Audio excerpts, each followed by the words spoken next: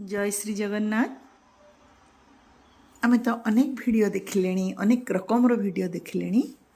आज गोटे धारावाहिक वीडियो आरंभ होगा जाऊँगी। आमर पुराण कथा उपरे, पुराणर कथा उपरे आरंभ होगा जाऊँगी।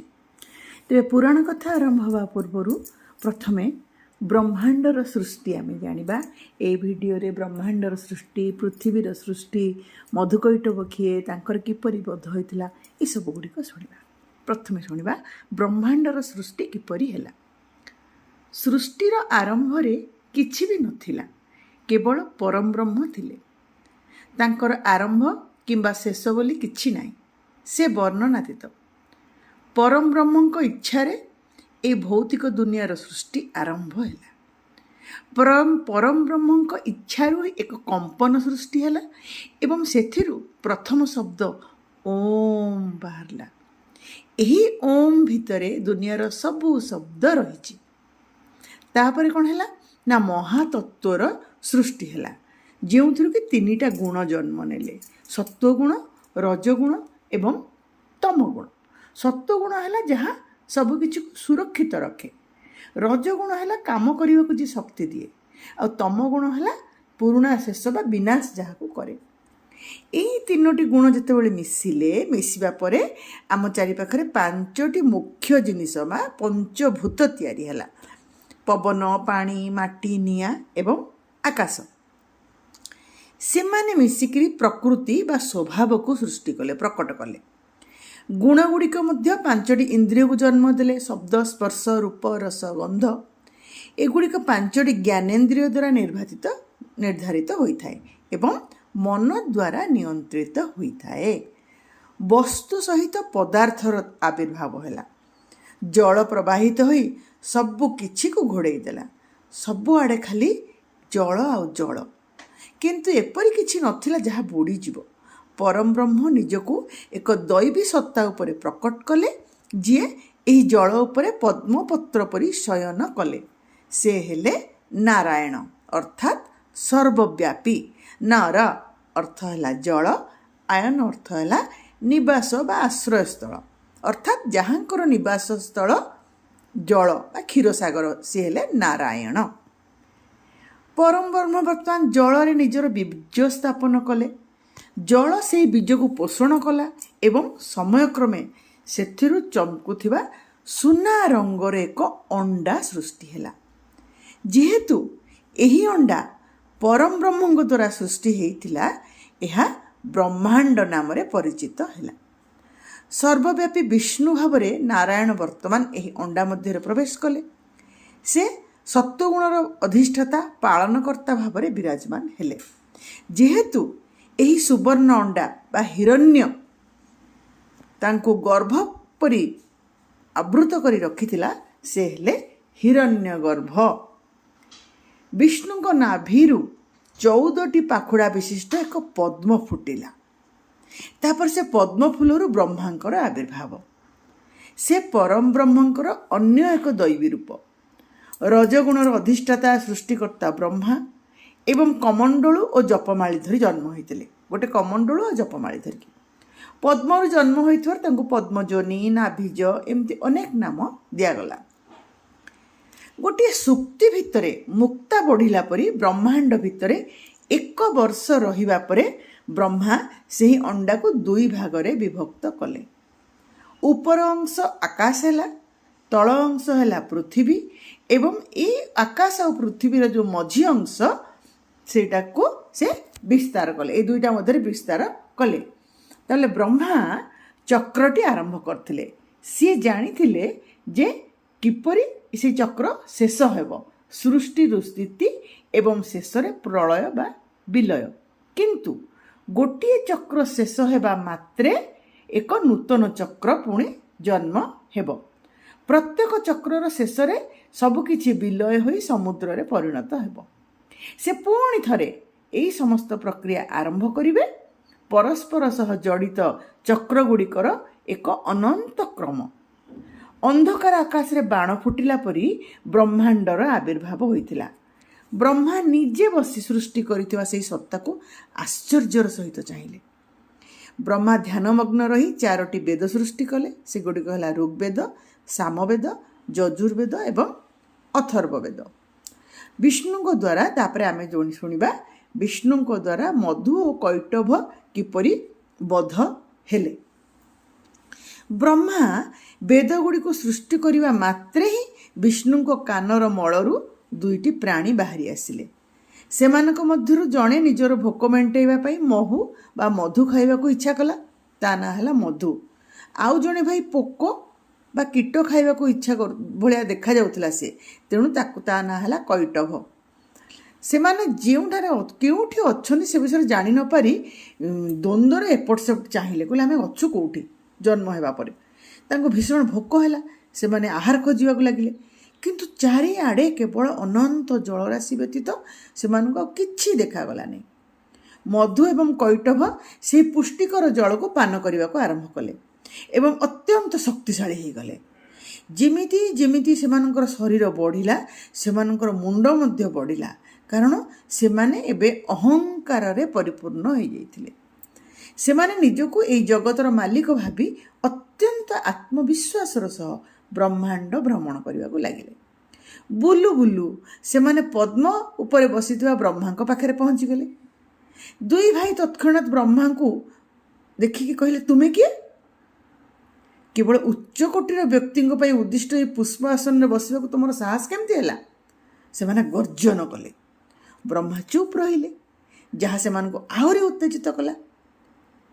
ତଳକୁ ଓହ୍ଲେଇ ଆସି ଆମକୁ ତମର ସମ୍ରାଟ ଭାବରେ ସ୍ୱୀକାର କର, ନଚେତ୍ ଯୁଦ୍ଧରେ ଆମକୁ ପରାସ୍ତ କରି ନିଜର ଯୋଗ୍ୟତା ପ୍ରମାଣ କର, ସେ ଦୁଇ ଭାଇ କହିଲେ। ଯେତେବେଳେ ସୃଷ୍ଟିକର୍ତ୍ତା ବ୍ରହ୍ମା ସେମାନଙ୍କ କଥା ମାନିଲେନି, ମଧୁ ଆଉ କୈଟଭ କ'ଣ କଲେ ନା ଚାରିଆଡ଼େ ହଲେଇକି ଥରେଇବା ଆରମ୍ଭ କରିଦେଲେ। ସେଥିରେ କ'ଣ ହେଲା ନା ପଦ୍ମନାଡ଼ ଯେଉଁ ବ୍ରହ୍ମା ବସିଥିଲେ ତାକୁ ସେମାନେ ଓଲଟେଇବାକୁ ଚେଷ୍ଟା କଲେ। ବ୍ରହ୍ମା ଅସହାୟ ଭାବରେ ବ୍ରହ୍ମା କ'ଣ କଲେ ନା ଫୁଲକୁ ଜାବୁଡ଼ିକି ଧରିଲେ, କିନ୍ତୁ ତାଙ୍କର ଯେଉଁ ବେଦ ସୃଷ୍ଟି କରିଥିଲେ ଚାରିଟା ଯାକ ବେଦ ହାତରୁ ଖସି ପଡ଼ିଲା। ସେଗୁଡ଼ିକ ତଳକୁ ଖସି ପାଖୁଡ଼ା ମଧ୍ୟରେ ଥିବା ଫାଙ୍କ ଦେଇକିରି ଗୋଟିଏ ପରେ ଗୋଟେ ପଡ଼ିବାକୁ ଲାଗିଲା। ଦୁଇ ଭାଇ ସେଗୁଡ଼ିକ ପାଣି ଭିତରେ ଲୁଚେଇ ଦେଲେ ଏବଂ ବ୍ରହ୍ମା ଏପର୍ଯ୍ୟନ୍ତ ସୃଷ୍ଟି କରିଥିବା ସବୁ କିଛି ବିନାଶ କରିଦେବାକୁ ଧମକ ଦେଲେ।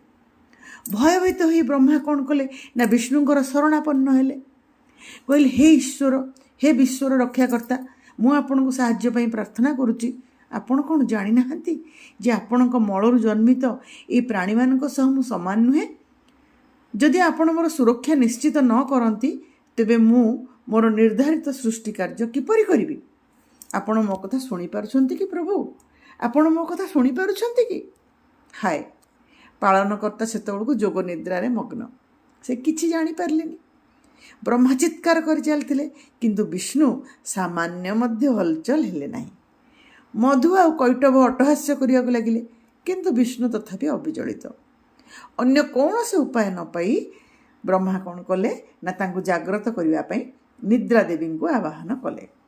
କହିଲେ, ହେ ନିଦ୍ରା, ତୁମର ଶକ୍ତି ବଳରେ ହିଁ ନାରାୟଣ ଶୋଇପଡ଼ିଛନ୍ତି, ଦୟାକରି ତାଙ୍କୁ ତୁମର ବନ୍ଧନରୁ ମୁକ୍ତ କର। ତାଙ୍କୁ ଏହି ଦୁଇ ଭାଇଙ୍କ କବଳରୁ ଆମକୁ ରକ୍ଷା କରିବାକୁ ଦିଅ। ନିଦ୍ରା ଦେବୀ ଏହି ପ୍ରାର୍ଥନାର ଉତ୍ତର ଦେଲେ ଏବଂ ପାଳନକର୍ତ୍ତା ନିଜର ପଦ୍ମ ପରି ଚକ୍ଷୁ ଉନ୍ମୀଳନ କଲେ। ବ୍ରହ୍ମାଙ୍କର ଦୁର୍ଦ୍ଦଶା ଦେଖି ସିଏ ସଙ୍ଗେ ସଙ୍ଗେ ବୁଝିଗଲେ ଯେ ସମଗ୍ର ସୃଷ୍ଟି ବିପଦରେ ଅଛି। ବିଷ୍ଣୁ ତୁରନ୍ତ ମଧୁ ଏବଂ କୈଟଭଙ୍କ ସହ ଯୁଦ୍ଧ ଆରମ୍ଭ କରିବା ଲାଗିଲେ। ଯୁଦ୍ଧ କଲେ, ଏକ ନୂତନ ରୂପ ସିଏ ଧାରଣ କଲେ ଯୁଦ୍ଧ କରିବା ପାଇଁ। କ'ଣ ନା ବ୍ରହ୍ମା ସେ ଜ୍ୱଳନ୍ତ କେଶର ଆଡ଼କୁ ଚାହିଁ ରହିଲେ। ସେ ଥିଲେ ଅଶ୍ୱ ଅବତାର ଭଗବାନ ହୟଗ୍ରୀବ। ତାଙ୍କ ମୁହଁଟି ଥିଲା ଘୋଡ଼ା ଭଳିଆ।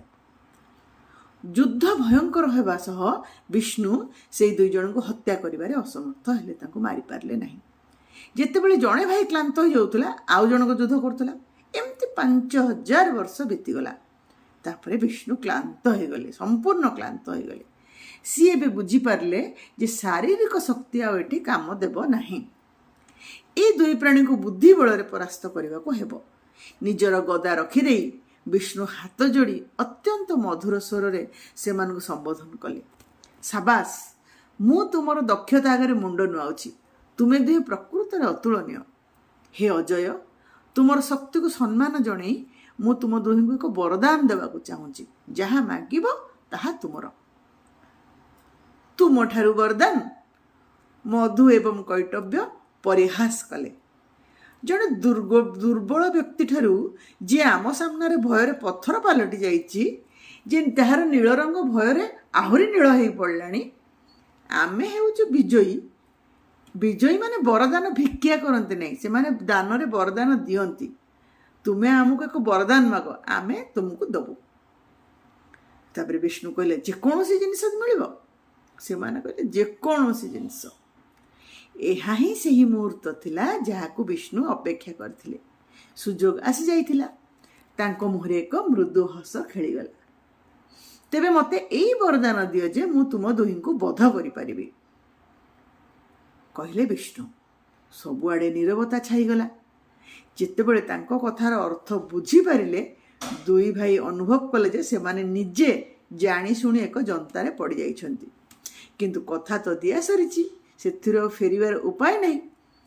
ମୃତ୍ୟୁକୁ ସାମ୍ନାରେ ଦେଖି ସେମାନଙ୍କର ବଞ୍ଚିବାର ଇଚ୍ଛା ଜାଗି ଉଠିଲା। ଚାରିଆଡ଼କୁ ଚାହିଁ ମଧୁ ଏବଂ କୈଟଭ ଦେଖିଲେ ଯେ ସବୁ ଦିଗରେ କେବଳ ଅଥଳ ଜଳରାଶି ବ୍ୟାପି ରହିଛି।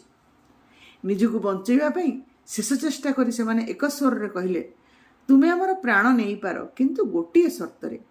ଆମକୁ ଏପରି ଏକ ସ୍ଥାନରେ ବଧ କରିବ ଯେଉଁଠି ଜଳ ନଥିବ। ହୟଗ୍ରୀବ ପୁଣି ସ୍ମିତ ହାସ୍ୟ କଲେ। ନିଜ ବାହୁ ପ୍ରସାରିତ କରି ସେ ନିଜ ଆକାର ବଢ଼ାଇବାକୁ ଲାଗିଲେ। ବଡ଼ରୁ ଆହୁରି ବଡ଼, ଆହୁରି ବଡ଼, ଏତେ ବଡ଼ ଯେ ସେମାନେ ଆଉ ତାଙ୍କ ମୁହଁ ଦେଖିପାରିଲେନି। କିଏ? ନା ମଧୁ କୈଟଭ। କେବଳ ତାଙ୍କର ସେ ବିଶାଳ ରୂପ ଜଳରାଶି ଉପରେ ଏକ ନୀଳ ପର୍ବତ ପରି ଠିଆ ହୋଇଥିଲା, ଯାହା ନୀଳ ଆକାଶ ସହିତ ମିଶି ଯାଉଥିଲା। ମଧୁ ଏବଂ କୈଟଭଙ୍କୁ ନିଜର ଦୁଇ ଜଙ୍ଘ ଉପରେ ରଖି ସେ ସେମାନଙ୍କ ମୁଣ୍ଡ କାଟିଦେଲେ। ତାଙ୍କ କାନରୁ ଜନ୍ମ ହୋଇଥିବା ସେହି ଅସୁରମାନେ ତାଙ୍କର ଜଙ୍ଘ ଉପରେ ହିଁ ଶେଷ ନିଶ୍ୱାସ ତ୍ୟାଗ କଲେ। ଯେହେତୁ ବିଷ୍ଣୁ ଏପରି ଭାବରେ ମଧୁକୁ ବଧ କରିଥିଲେ, ତେଣୁ ସେ ମଧୁସୂଦନ ନାମ ପ୍ରାପ୍ତ ହେଲେ। ମୁଁ ଯେତେ ସୃଷ୍ଟି କରୁଛି ସେତିକି ବିନାଶକାରୀ ଶକ୍ତି ମଧ୍ୟ ଜନ୍ମ ନେଉଛନ୍ତି, ବ୍ରହ୍ମା କହିଲେ। ନାରାୟଣ, ଆପଣ ଆଗକୁ ସେପରି ଆମକୁ ରକ୍ଷା କରୁଥାନ୍ତୁ, ବର୍ତ୍ତମାନ ଯେମିତି କଲେ। ବେଦକୁ ଫେରେଇ ଆଣିବା ପରେ ବିଷ୍ଣୁ ଦୁଇ ଭାଇଙ୍କ ମୃତଦେହରୁ ମେଦ ବା ଚର୍ବି କାଢ଼ି ବ୍ରହ୍ମାଙ୍କୁ ନିର୍ଦ୍ଦେଶ ଦେଲେ ଯେ ଏହାକୁ ପୃଥିବୀରେ ସ୍ଥଳଭାଗ ସୃଷ୍ଟି କରିବା ପାଇଁ ବ୍ୟବହାର କରନ୍ତୁ। ତେଣୁ ପୃଥିବୀକୁ ମେଦିନୀ କୁହାଯାଏ, ଯେହେତୁ ସେମାନଙ୍କର ମଧୁ କୈଟଭଙ୍କର ମେଦରୁ ସୃଷ୍ଟି ମେଦିନୀ। ସେହି ଦୁଇଟି ଶରୀରର ଅବଶିଷ୍ଟ ଅଂଶ ଯେଉଁଟା ଥିଲା, ତାକୁ 6 ଭାଗରେ ବିଭକ୍ତ କରିଦେଲେ। 6 ଖଣ୍ଡ ହୋଇଗଲା ସେ, ଯାହା ପୃଥିବୀର ଯେଉଁ 12ଟି ସେସ୍ମିକ୍ ପ୍ଲେଟ୍ ଅଛି, ଯେଉଁ ଭୂକମ୍ପନ ପ୍ଲେଟ୍ ଅଛି, ସିଏ ଗଠନ କଲା।